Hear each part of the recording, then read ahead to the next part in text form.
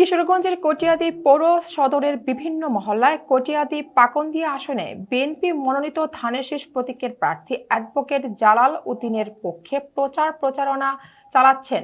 প্রতিনিধি মোহাম্মদ জজ মিয়া জানান, কটিয়াদী উপজেলা বিএনপির সিনিয়র সহসভাপতি ডাক্তার জহরলাল সাহা, কটিয়াদী উপজেলা পূজা উদযাপন ফ্রন্টের সভাপতি দিলীপ সাহা, উপজেলা বিএনপি সহ ধর্ম বিষয়ক সম্পাদক, কটিয়াদী পূজা উদযাপন ফ্রন্টের সাধারণ সম্পাদক বিপ্লব চন্দ্র রায়, নিমাই সহ বিএনপি ও সকল সহযোগী সংগঠনের নেতাকর্মীরা উপস্থিত ছিলেন।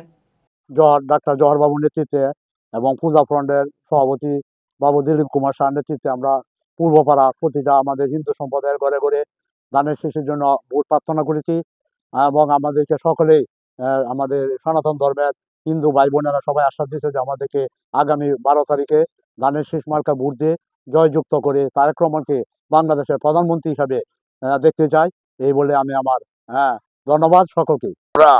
আজকে সকাল 9টা থেকে বাংলার জাতীয়তাবাদী দলের প্রতিষ্ঠাতা জিয়াউর রহমানের আদর্শে এবং আমাদের নেতা তারেক রহমানের সমর্থনে আমরা কটিয়াদী আমাদের হিন্দু পাড়াতে অ্যাডভোকেট জালাল উদ্দিন সাহেবের ভোট প্রার্থনা করতে সমস্ত হিন্দু বাড়ি প্রায় 300-400 বাড়িতে যাই।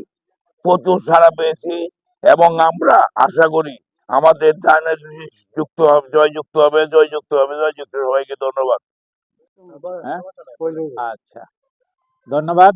আমি ডক্টর জহরলাল সাহা, বাংলাদেশ জাতীয়তাবাদী দল কটিয়াদী ইউনিটের সিনিয়র সহসভাপতি। আমি আজকে সকাল থেকে প্রায় 200 বাড়িতে ভোট প্রার্থনা করেছি অ্যাডভোকেট জালাল সাহেবের জন্যে। সবাই কাছে আমার আশাবাদ ব্যক্ত করেছি ধানের শীষে ভোট দিয়ে অ্যাডভোকেট জালাল সাহেবকে জয়যুক্ত করার জন্য। ধানের শীষ আমাদের আগামী দিনের পথের দিশা। প্রচুর মা বোনের আমার ডাকে সাড়া দিয়েছে। আমি আশাবাদী প্রত্যেকেই আমাদেরকে ভোট দিবে, ধানের শীষকে জয়যুক্ত করবে। বাংলাদেশ জিন্দাবাদ, বাংলাদেশ জাতীয়তাবাদী দল জিন্দাবাদ, তারেক রহমান জিন্দাবাদ।